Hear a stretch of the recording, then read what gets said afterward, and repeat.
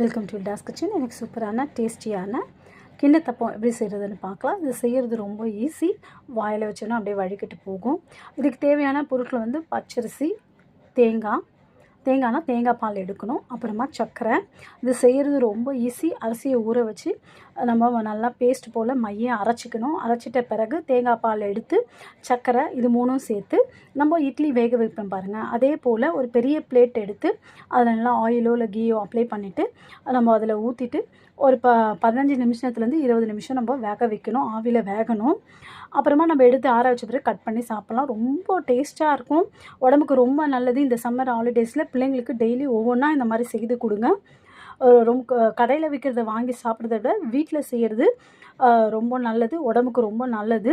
இது செய்கிறது ரொம்ப ஈஸி. டீட்டெயிலான ரெசிபி வந்து இல்டாஸ் கிச்சனில் இருக்கும். நீங்கள் செக் பண்ணி பாருங்கள். இந்த வீடியோ பிடிச்சிருந்தால் லைக் பண்ணுங்கள், ஷேர் பண்ணுங்கள், சப்ஸ்கிரைப் பண்ணுங்கள். நீங்களும் ட்ரை பண்ணி பாருங்கள். தேங்க்யூ.